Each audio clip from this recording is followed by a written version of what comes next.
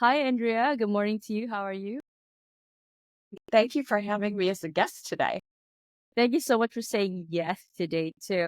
I'd like to introduce myself formally. My name is Nicolette. I am the creator for the podcast titled You're Worthless.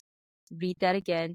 The juxtaposition of your very soul. Now, I'd like to read a bit of your introduction for our listeners today before we get right into the nitty gritty of things. So, hello, everyone. We have Andrea McGinty here with us. Andrea transformed the matchmaking industry as the founder of It's Just Lunch in the 1990s, a service that expanded to over 100 locations worldwide, resulting in 33,000 setups and over 10,000 marriages. Her current venture, 33,000 Dates, focuses on helping individuals over 45 find meaningful connections, with 65% of her clients achieving long term relationships, a testament to her effective methods. Known as the Godmother of Modern Dating, Andrea's influence extends across the matchmaking industry, with over 40% of today's top matchmakers tracing their roots to her mentorship. Her groundbreaking techniques have not only shaped her clients' lives, but also set the standard for the industry as a whole. A sought after expert featured on Oprah, The Today Show, and People, Andrea blends decades of experience with actionable advice in her latest book, Love 2.0 Winning Strategies for Dating Over 50. Her no nonsense, empowering approach continues to guide and inspire those ready to embrace love in the second act of their lives. I am so excited because whoop whoop, it's relatable to me. Yes, Andrea, before we start off getting into the deep end of dating and whatnot, can you please share with us first? What was it like growing up as an Andrea McGinty? I grew up in Ohio and I'm the oldest of six children. So it was a very like Irish Catholic upbringing. I went to private parochial schools my entire life. I mean, my mom was absolutely shocked when I started It's Just Lunch. She was like, "Oh my gosh, can't you just get married and have children?" I was that generation like, okay, go to college, but have kids right away, get married, get your MRS. And so, the whole catalyst for It's Just Lunch in my entire career was one man who I was getting married to, and he basically stood me up at the altar, and No. I was in my 20s.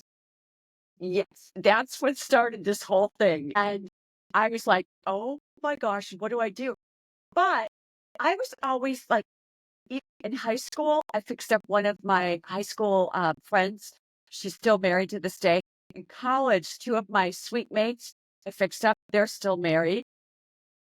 I so when I all of a sudden was plunked into singledom, I was like, how do I do this? How do I meet people? Navigate. Yeah. And that's where when I came up with It's Just Lunch with working as very much as, an executive recruiter for people's love lives. And I always thought professionally, there's people out there that call you and they're like, oh, are you interested in this? Are you interested in this? Why couldn't there be something for my love life like that? And I looked around, there wasn't. I was like, okay, I'm doing it because, I knew I would use something like that. And so here we sit 30 years later, and I've basically lived this life, everything from, you know, being dumped at the altar to being married for 24 years to, having children, getting divorced, and then boom, 5 years ago, thrown out into, like, what do you do? Well, of course, what do I do? Online dating.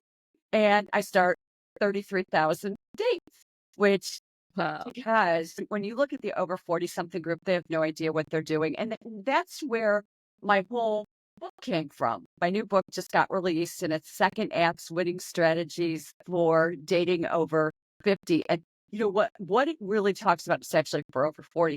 But what it really talks about is, how do you do this? And I approach dating very strategically like a business plan. Okay. I want to know more about that because, okay, let me just share a little bit about my story. I am 35 at the moment. So I got married when I was 27 and I got divorced when I was 29. So it's like 2 years of marriage. So now I'm in my fifth year of recovering. And of course, I tried dating the past 5 years, but man, it is hard. So even me in these, I'm finding it so difficult. I mean, let alone people in 30s, but I think we're in the same ball game, right? Like we're in the same field right now. So I don't know. I need you, Andrea, too, because I know I'm not the only one who's struggling at the moment. People listening to this will, I think, benefit, right? So, whew, okay. I want to ask you, as the godmother of modern dating, you've been at the forefront of matchmaking for over 3 decades. How do you think that the dating industry has evolved since then? Well, let's just say this. Thank God it has evolved because it's good for Do you you. think so? Oh my You gosh, think so? totally, totally, totally. It's good for you. It's good for me because when I go back to like the late 90s, the early 2000s, when you were like barely born, right? And, Yeah, and just I born, look at, just born. so, I started It's Just Lunch before Google. There was no Google. There was like no online dating. There was like nothing. So then you hit the year 2000 and 2005, and there's all these dating sites out there, and they're a mess. There's the scammers, there's these sites that have no idea, and these apps, what they're doing, and there's no verification. You don't know if you're really meeting, who they say they are. Their pictures, they could be pulling them from the internet or from anywhere. And so it was a mess. By the time we hit like 2010, 2015, it's really gotten cleaned up. Now, that being said, there's over 1,400 dating apps out there. So that's a lot worldwide, right? That's Uh-huh. a lot of sites. So now it comes down to, are they all good? No, no, no, no. But I generally work with the top 25 or 30 of the apps and the sites. And so much of that depends on where you live and what you're looking for and the demographic, that you're interested in. You're in your piece. What would work for you, 30 something, would be very different than somebody who was 20 or somebody who was 50. So it's a matter of, first of all, when I say strategy with these dating sites, and I say business plan with these dating sites, I really mean it. And I use Gallup and Statista, two big research firms, to, when I'm drilling down with my clients, as a life coach for dating, what site do you belong on? Nicolette, if I was working with you, what site do you belong on? After doing an hour Zoom call with you, I'd have a couple of ideas, but then I'd go to my research that I pay for, and I would really look at, okay, I could take within a 20-mile radius of where you live and really define, okay, this is what she's looking for. What sites look good? And what I'm looking for then is, so, when we talk about evolution, which was really the original question you asked me, the evolution of, dating sites and dating in general. Now we can drill down to, okay, within 20 miles, this is what looks good for you. This site has 75% men and 25% women, which is where you'd want to be.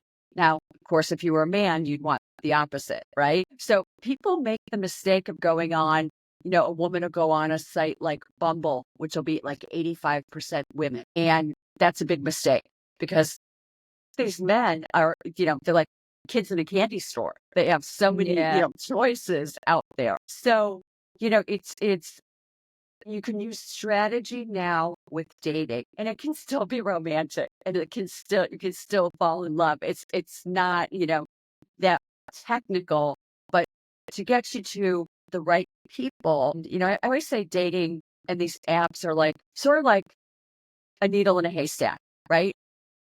And Mm-hmm. then I don't know if that's like a phrase you guys use, Yeah, but yeah, yeah. okay, I okay, got needle in a that. haystack. Like Yeah. now we can get this like needle into like a little Easter basket, a little tiny basket, and make it, the algorithms work for us and the filters work for us. So a 35-year-old Nicolette can find somebody. Yeah, I'm gonna hold you to it. You're all like, well, I mean, we're still in January 2025, so we've got like, 11 more months. So yeah, that is the manifestation I put out to the universe that this year, yes, commitment. Hi, I'm Nierras, your host of the Your Wordless podcast. Now, if these real raw stories hit home, don't wait. Please follow, like, and subscribe my Spotify and YouTube. For bite-sized inspirational reels, follow me on Instagram, TikTok, and LinkedIn. Don't wait. Your transformation starts today. Thank you, and bye for now. Good. That's the right attitude, and you're smiling, which I like, because so much of it's going to be your attitude and being positive about this whole thing.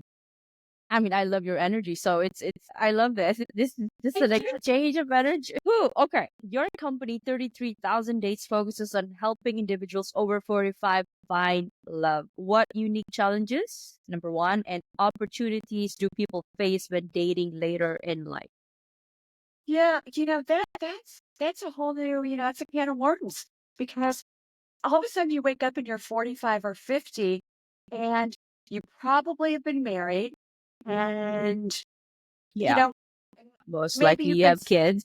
yeah, have kids, and all of a sudden, like, you missed probably 20 years of, the whole onset of online dating and the practice of dating. You've been with the same person for, let's just say, 20 years. And all of a sudden you're thrown out there and you're just like, oh my gosh, what do I do? And that's the big thing. People just don't know how to navigate it. And then they're still, thank God, like, this is being, the stigma is being eradicated somewhat. It's not all the way gone though, um, because people just don't know where to start. Yeah. If we're talking, let's talk more, Nicolette, like, about your mom. Like, let's pretend your mom's divorced. How old's your mom? 58. Okay, let's say your mom's divorced in 58. Think about her. Think about what would she do? She'd probably be like, throw her hands up in the air and be like, "What?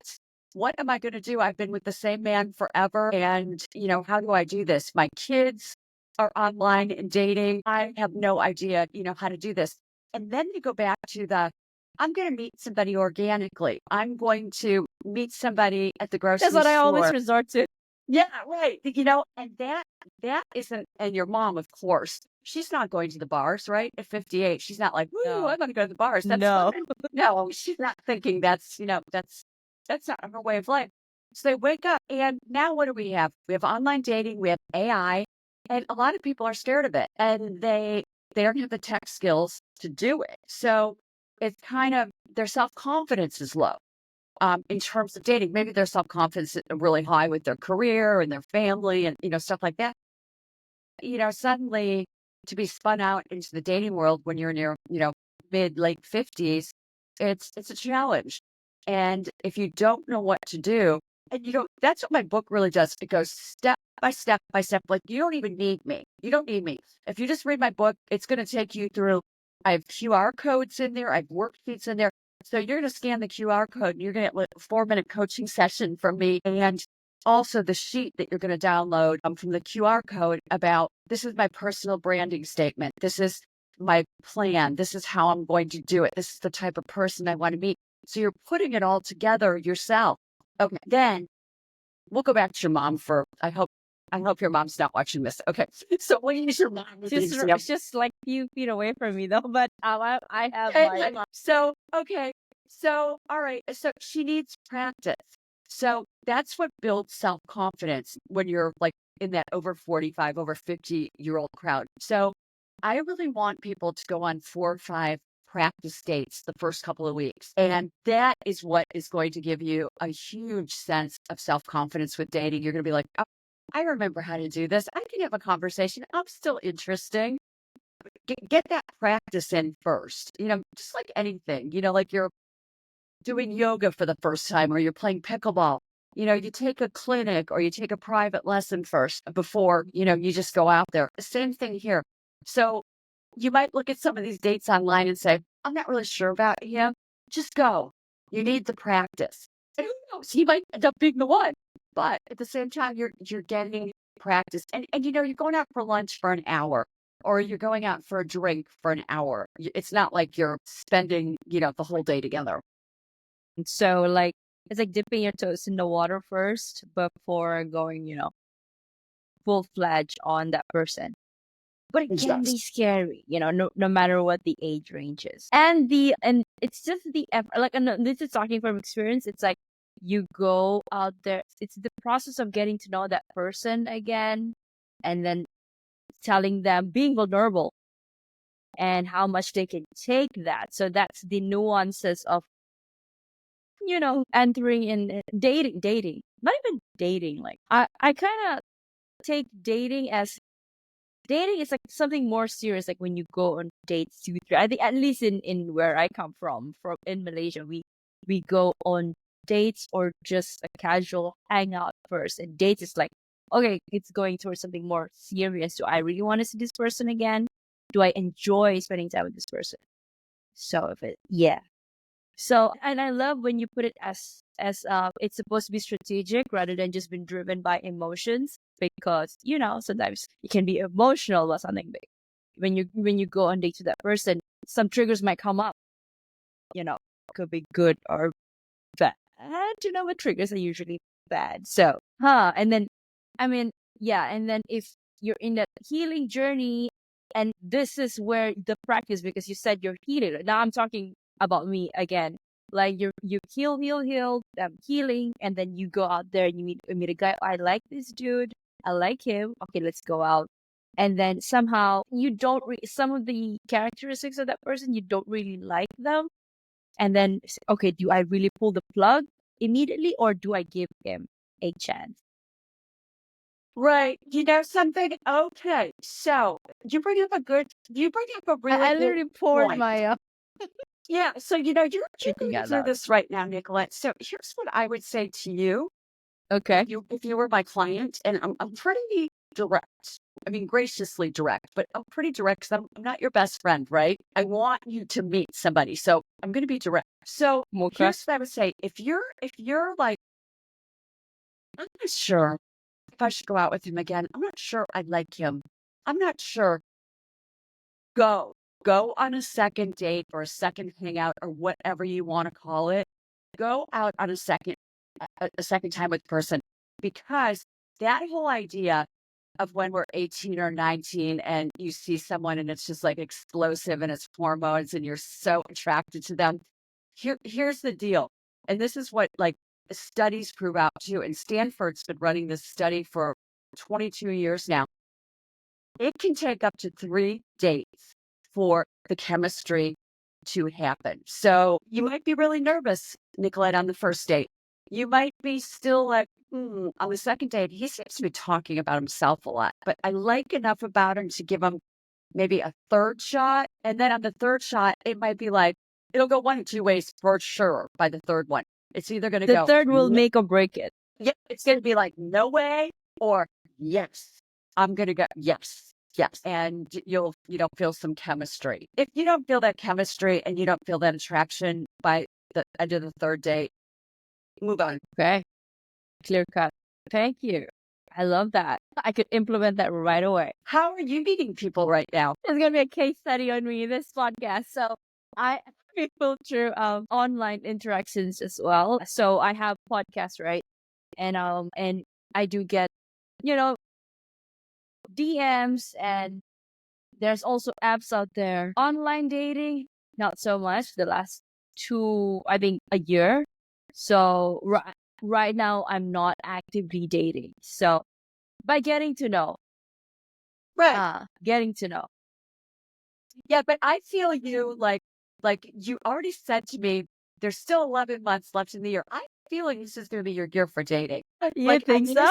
you know what? I've listened to people, and even like people call me, and want me, as, a life coach for dating. And I listen to them first on the phone for 15 minutes before like I decide if I think I can help them.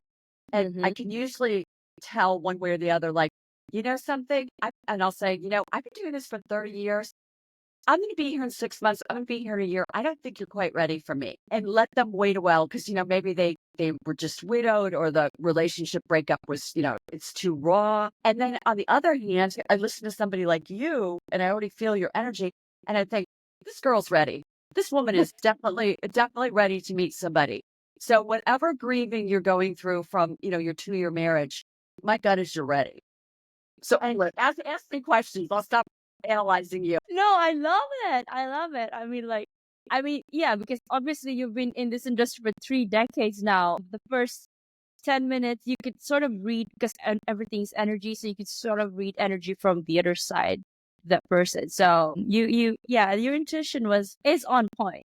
So currently Thank talking, you. but I'm not sure because that person is showing a little bit of a, because I just want clarity. At this point, you just want clarity, whether you're here or you're there, right? It's no neither here or there. A couple of days back, I sort of got the answer that I wanted, which the clarity that I wanted. So it was like almost like a no go for this one. Now talking to you, it's like a sign from the universe. Okay, this one, you close this door so a new one can open. And yeah, don't want to be too hung up on that one. So it was an investment of 4 months. Just to let you on in on that one. Yeah. Andrea, I love it. Thank you so much for your advice and your insights. Now, the next question. Over 40% of today's top 25 matchmakers trace their roots back to your mentorship. What core principles do you teach that have had such a lasting impact on the industry? Yeah, that's super interesting to me because I never really thought about that until a couple people, that I mentored 20 or 25 years ago said, "Hey, Andrea, you're the OG. You're the original. We the Whoa. Godmother." And I'm like, whoa, that's kind of big. Really?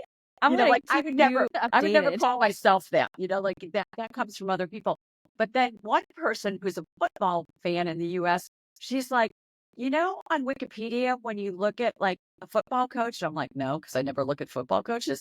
But anyway, she said it'll say NFL coaching tree. And it'll show like a Nick Saban, who's a big coach in the US, or Bill Belichick, big coach in the US. And it'll show everyone they mentored. And these are superstar coaches.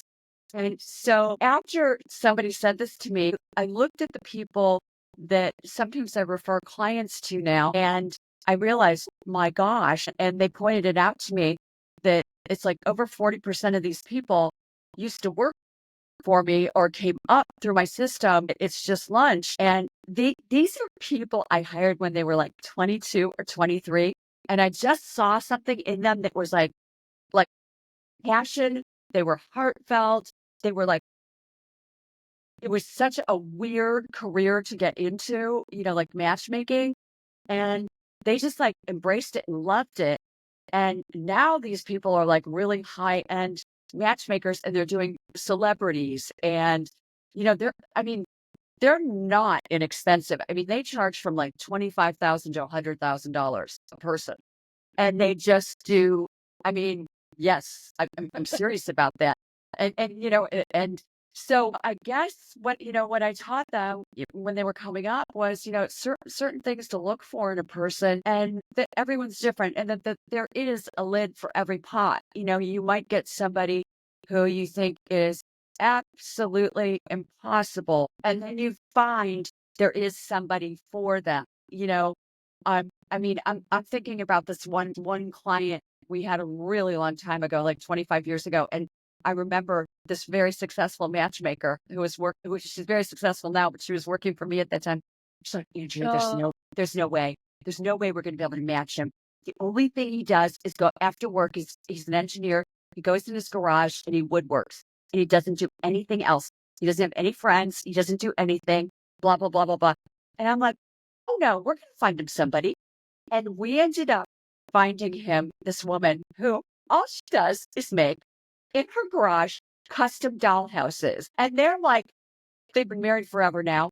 And I mean, it's hysterical. I mean, it's not my normal client, but now they have like this big garage space, and they work, on their own things, and they're in their own silent world, but they're in love, you know. So maybe that was like kind of a silly analogy, No, there's something about that. but there That is. that And I've never example. said Yeah, that I love before it. on anything. I don't know why that one pops in my brain. But it was teaching, these matchmakers, these people that were working with me, that there is somebody for everybody. And it's just a matter of and sometimes it's the exact opposite. Now I could have gone the exact opposite way, and he could have ended up, this woodworker engineer dude. He could have ended up with somebody An who is, event planner yeah, exactly. who's like out Right. there. An extrovert, a PR Yeah. person, a total opposite too. So, people, and that's another thing too. Sometimes people are like, I want somebody who's like me. I'm like, no, you don't. You do want somebody where you have common values and you have chemistry and you have good communication, but you don't want somebody who does exactly the same things that you do because you're going to be bored. I met my husband. We got married in November in Italy. And Congratulations. Becoming a podcast host was a natural extension of my second act. Now, after spending 15 years in the corporate world, I've transitioned to helping individuals overcome challenges like navigating tough relationships, career burnout, and aligning their mission with their soul's calling. By certifying as an RTT hypnotherapist and a lifestyle coach, I've made it my mission to empower people to recreate the life they deserve and building a supportive community through my podcast. Now, let me ask, are you facing challenges like struggling to reprogram your mind to attract wealth, weight issues that feel like a constant yo-yo, insomnia or restless nights from daily worries, or just a lack of confidence in public speaking?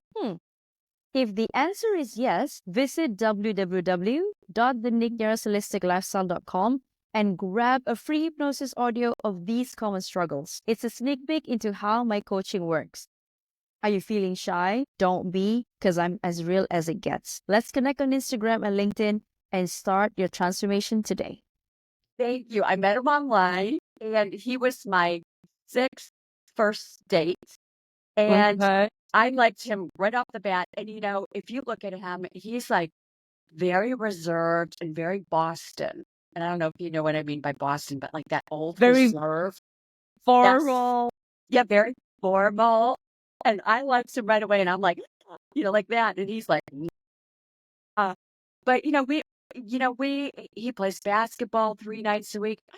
I don't go watch his game. He's got his own things. I've got my own things. We've got different personalities. I'm sure sometimes he totally zones me out because I'm like la la la la la. But when he talks, I always listen because he's so reserved that when he talks, I'm like, oh, what's he trying to tell me? So that's just another example of that would not have been what I expected that I would end up with. I love it. Okay. So rewind back to the time that you said that you first met him. He was your sixth first date, and then you guys dated for how long? And then how long did it take for you to, go to the aisle or register? I Okay. don't know. So I've already told you he was reserved, right? Yes. And so we went on a date and it was at the beach house. It's a cute little restaurant on the beach. And I didn't know it was his birthday. He didn't tell me until like months later that it just happened to also be his birthday. So it's really easy for me to remember July 21st was our first date. Very easy to remember. So anyway, I don't see him for like another 2 months because he has a house up on Cape Cod and I live in South Florida. So he comes back. Our second date, we go to a movie. And after the movie, he gives me, just show you guys. He gives me this bracelet. It's called a Cape Cod bracelet, and there's like 2 beads on it, and it means a couple. And I was like, oh my gosh, that is so. Did you like him already during the first date or the second? I already thought he So was so cute. I thought he was like, chemistry was like, yeah, there was. I thought there was chemistry. Like at the end of the date, though, like he didn't hug me or he shook my hand, and and that. that was so formal. So when he gave me this bracelet after the movie, like I was shocked because I had no idea if he really liked me or not. So let's fast forward to more dates. He invites me over his house one day. And he's got this big house with a pool, and I've got a golden retriever dog that loves to swim. Because bring your dog can go swimming. And I'm like, okay. So I come over and we have a really nice time. It's still like nothing's happened, right? Nothing. It's probably like our fifth or sixth date. So as I'm leaving, like late afternoon, I look at him and I go, so, I like you. I really, really like you. I was just Like a wondering, rom-com. I go, do you like me or just, or like me, or just like me? And he goes, I like you. And he said I turned red and I just fled with my dog. And then after that, we were a couple. But, So, I mean, if you hadn't say it to him, do you think he would say it first? Like, no, because he's reserved. I don't think I think eventually something would have had a crack because obviously we liked each other. But like, I needed him to say it, like, and I wasn't sure because he's like reserved. And then exactly. after that, okay. So then it was like a year later that we got married. Oh, Yeah. well, But you know what? congratulations. That was so sweet. Yeah, we have kids, and my youngest daughter was still in high school and hadn't gone off to college yet. She's now away at college. And his youngest son was just going to college, and so it was sort of timing too because now you've got the kids involved too, and there's more kids and there's 4 kids, and all this kind of stuff going on too. So yeah, if I just probably let it up. Oh, I will say one more thing about online dating. When I say that I had 6 first dates, and he was my 6th, that turned out to be my husband. But the first 5 men, all of them, I reached out to first online. Like I looked for what I wanted. Like, you get all those people that like you and you're like, if, if, right? I mean, there's a lot of those. I mean, there's some that are fine, but then there's these others you're like, really? Oh my gosh, what is he thinking? Or he's 20 years younger, or I'm 5'9" and he's like, 5 feet. I'm gonna feel like this Amazon woman, like the huge. So I just found I'm gonna look for the men I like. And then I was not into that whole like lots of messages or phone calls. So once I found somebody that I was interested in, I would shoot him a quick message through the app and I'd say something like quirky or interesting.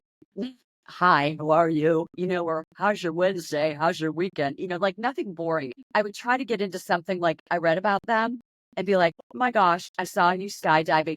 Did you see this when you were like skydiving? Because one time when I did it, I blah, blah, blah, blah, blah. And, that would be more my kind of, and then they would respond back. And then I would say something like, okay, so I'm not into like lots of messages and I'm certainly not into like phone calls. So I'm available Thursday or Friday for lunch at like 12 or 1, which works better for you. And Wow. You they just would, went for it. and by the way, those first 5 dates, they were all first dates. They were all in my first week. And I did them all, by the way, at the same place. I live in Delray Beach, Florida. Did them all at the same place because I was really comfortable there. And like I kind of knew my way around there, and it's a cute place, and it's like right on the ocean. Um, and by like the 3rd or 4th date, the host is like, Andrea, your date's already here. Like, okay. They knew what was going on. So anyway, my point there though is reaching out is really important. Now I find when I work with somebody in your age group, the 30-something age group, they're more comfortable reaching out because you look at it more as equal partnership. When I work with the 50-somethings, a lot of times they're in shock, the women, when I say you have to reach out. And they're like, oh no, he should approach me first. I'm like, oh no, he shouldn't. And I'll tell you why. 50% of my clients are men. And my male clients, they get their biggest complaint, I should say, is when from a woman, they get a heart or a like or a we and no message. And they're like, she just kicked the ball into my court. And now I have to do all the work. And I'm like, I don't blame these guys, for like being frustrated with it. So plus, as men will say to me, it shows a lot of self-confidence when a woman reaches out to me and, says something interesting. And then I'm like, oh yeah, I'll meet her. Oh, definitely. I'll meet her for lunch or I'll meet her for, a drink after work or whatever. Women have to, again, it's not your age group. It's that 50-something and even that 45 and up group that they need to, instead of complaining about online dating, if they're complaining about online dating, they're doing something wrong. Because when you see how many people are online and how many options there are, there is no reason after 3 months you should not have met somebody. Wow. I love it. This became a mini coaching session for me. Thank you. You actually brought very good points onto the forefront here. I am going to ponder about it before I go to bed tonight. I love it, Andrea. Cool.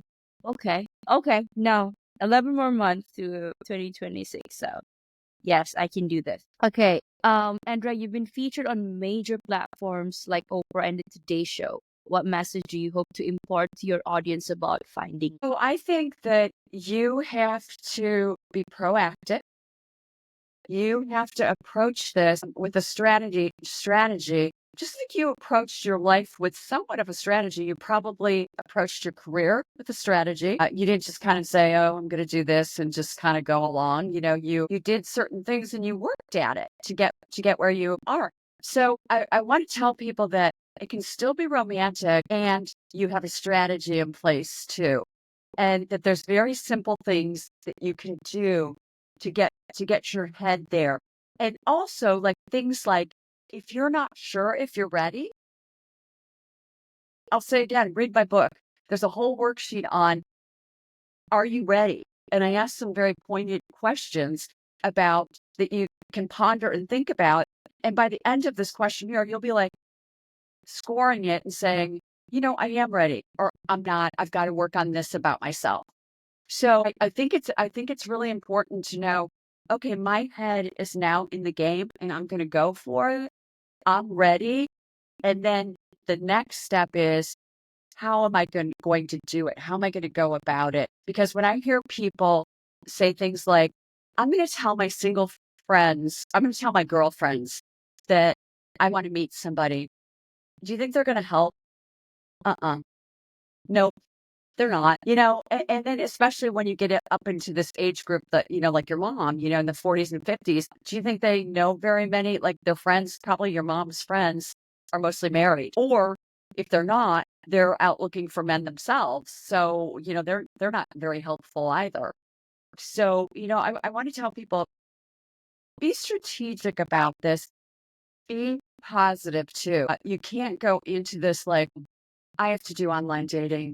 I'm a loser, or feel like there's a big stigma about online dating because there isn't anymore. Everyone does online dating. Right now, I've got an NFL coach, which is our National Football League. I've got a coach as a client, and I'm sure his picture's recognized out there. I've got a well-known author, a New York Times bestselling author, as a client, and his picture's out there as well. So these are people, from all walks of life. They're trying to meet somebody. And, who does an NFL coach meet? He spends all of his time with these players during the season. Yes. That's it. That's who he's hanging out with. Okay. My author, who I love, he spends his time in this gorgeous attic that he has renovated that is his writing room. And he turns out like one bestseller a year. Who's this guy meeting? He talks to his publisher almost every day on the phone. She's in New York. Who does he meet? Yeah, you've got to have a strategy in place. So that's the one thing I want to tell people. It can still be romantic and you have a strategy too. Okay. I need to get people to be listening to you or just buy your book. I think. Thank you. Okay, Andrea, what are you working on currently? Well, right now it seems like I've got a lot of PR going on, around the book right now. Also, we're working on a potential Netflix series about dating. It's Are you one of going to be those. featured on the show itself? I mean, in the show? Yeah, it would be my show. Yeah. So we'll see. I'm going to be saying to people, interview Andrea. Yeah, right now it's just, it's in the initial test phases and we're just doing the reels right now. So we'll see. Some of these get picked up, some don't. So we'll see. But I am praying hard for you. it's basically helping people, everything from getting people their mindset to getting you dressed for a date. Like, what are you going to wear? I send people to personal shoppers and I'm not saying, I work with people of all different income levels. So I'm not saying break the bank. I'm not sending them, to Rodeo Drive and designer stores. I'm sending them to a personal shopper and saying, okay, get her 3 date outfits. Get him 3 date outfits so he doesn't look like his grandpa, with like, he's wearing these like plaid shirts. I think we're going to get rid of those. I think we can update his style. I think we don't want him to look like he's 20, but at the same time, we don't want him to look like he's 60. either when he's like a 45-year-old guy, So, and get some cool new eyeglasses, everything like that, from how you look. Yeah, the other thing I talk about? Teeth. I talk about get your teeth whitened before you go online. Seriously, people look at people's smiles. People want good That's teeth. true. That's true.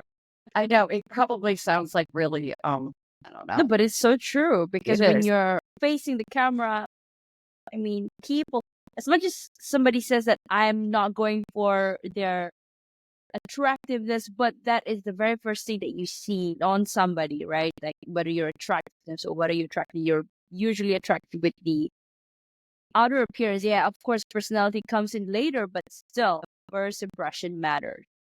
First impression matters. And online dating, as you know, is a very visual Yeah, medium. exactly. Both men and women, before they read your bio, before they look at anything else, where you went to college, anything, they're going to look at your photos. So you want to make sure those 4 or 5 or 6 photos are really good. And you're not like posing against a wall or something, but you're doing what you really do. Like if you're a skier, show a picture of yourself skiing. If you're a golfer, show a golf photo. If you're, an artist, show, you painting. Or, you love to bake, show you in the kitchen and holding, a plate of cupcakes or a cake or something you made. I mean, those are the attractive photos that, just a picture paints 1,000 words, right? Andrea, I love it. Okay, we're almost done, Andrea. So I would like to ask you a self-worth question. We're gonna pivot to that just very quickly. So the question for you, Andrea, how does self-worth influence the way we set and achieve personal and professional goals? There's only one answer. It's everything, because self-worth equals self-confidence, right? Self-worth, how you feel about yourself. And if you don't feel good about yourself, you know what? You're not ready to date. So if your self-worth is low, I would say before you even stick your toe into dating, then maybe get a little therapy. Think about, a little bit of therapy. Maybe you don't need much. Or not that I'm a big self-help book person, but maybe there's some, positive motivational, you know, books that you can listen to or that you could download on your Kindle and just read to help yourself. Because going out there with low self-worth, low self-esteem, you're not going to do well. And what I'm afraid of for you is the other person's going to walk all over you. And you're not going to find a relationship that makes you happy because you're always going to be so nervous about how you feel about yourself. And, do I feel self-confident all the time? No, of course not. Nobody does, but overall, you exude self-confidence, Nicolette. So, you've got to have pretty good self-worth. So if you're not there, get some help. You heard it, guys. If you're not there yet, get some help. It's okay to get help. Excellent. Is it okay? Is it okay in Malaysia to get help? Yes, yes, yes. Okay. We have. I mean, of course, it's a taboo thing, going to therapy still like, oh, you don't know how to handle your own emotions or your mind. But I mean, we're breaking the stigma here. People are going online, or even every companies, at least the MNCs, multinational conglomerates, they all have EAP program, employee assistance program. Right. Yeah. So, whew, yeah. You said that about Malaysia. There's still a stigma in the US. Women are much more Really? open to therapy. Men still are not very open to therapy, or, look down on it. Like when I think about my ex-husband, like he thinks people who need therapy are losers. Yeah. Yeah. There's smart people who know they need some help. They need They help, are. and they're very self-aware of that. Yeah. Where the shortcomings are. Like, I need help on this department in my life. So, I'm Right. not an expert. I need to get somebody to help me on this. Yeah. Whew, I love it, Andrea. So, what is your heart's greatest wish? What is my heart's greatest Wish. Yes. Well, I would probably say, I wish like 65% of slightly over 65% of my clients end up in a relationship. I wish it was 100%. 100%. It's never going to be, or my name would be God or something like that. I'd be a goddess or something. But I just wish, I guess that people would give this a better chance to work, instead of what I see a lot with people is they quit after 2 weeks. They give up after 2 weeks. It's kind of like New Year's resolutions in the US. There's always quitting Friday. I forgot what the date is in January. We're probably coming up to it soon. But, people just quit. And I always say it takes 3 months online. Oh, maybe it'll happen a lot faster. I mean, I've had it happen a lot faster. But give it 3 months and follow my strategy in the book of not making it your life. But I also talk about in the book that you should only be online 3 times a week for 30 minutes at a time. And I give you very specific things that you're supposed to be doing during that time online. So it doesn't start feeling like a full-time job, because that's why people fall off the whole online dating, is because it becomes a full-time job and they get discouraged. So my wish would be that more people would give dating a longer chance and stay more positive during the Trust the process. process. Yeah, exactly. Trust the process. That's a good way to say it. Andrea, if you could create a quote right now for you to leave to the audience listening and the world as your legacy, what would it be? What would my quote be? Mhm. Boy, that's a hard question. Jeez, could you have texted that to me first? Okay.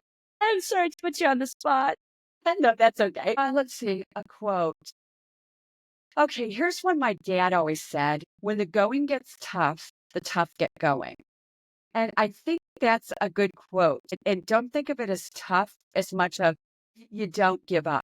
You don't give up. Or, another quote that I really like is, when a door closes, a window opens.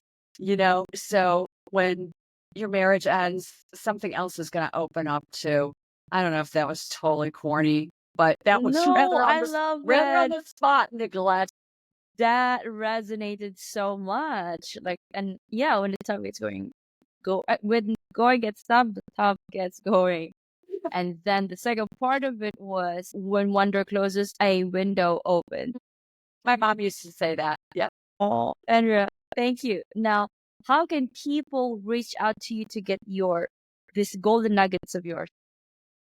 Well, okay, I would say the first thing, go to my website, because it's got everything on there, from the book to tips to blogs to, like, giving you all sorts of advice for free. So I would start there. So it's 33,000 dates. So 33000 dates.com. And one way to maybe remember that is I've set up over 33,000 dates. So that's where the name came from. So 3300 dates.com. And then if you want to get in touch with me, you'll see there's links there. You can get in touch with me for a 15-minute call. Or if you want to buy my book, Second Acts, Winning Strategies for Dating Over 50, that's the links there. And that's available everywhere. It's available all over the world right now. So you can pretty much, get it anywhere. Brilliant. Oh, thank you so much, Andrea. And there you have it, everyone. You've just heard an inspiring journey and incredible wisdom. Thank you for the work you're doing to uplift others and make a lasting impact, Andrea. Despite the challenges, you're paving the way for others, and your dedication is a true testament to resilience and purpose. Thanks, Nicolette. I really appreciate that. Had I not been stood up at the altar, that's another thing. When we just talked about, when a door closes, a big door slammed in my face with that thing. A window opened. Starting my company, and I think I've got the best career in the world. Like, I meet all different kinds of people, and I love what I do. So anyway, thank you Yeah. for having me. Thank you so much. And with that, I'd like to thank you, Andrea, for joining us today, and to all of our listeners today for listening. Until next time, I'm Nierras, your host. Keep shining, keep growing, and remember, you are worthy and you are enough. See you in the next episode. Thank you, Andrea, again. Thank you.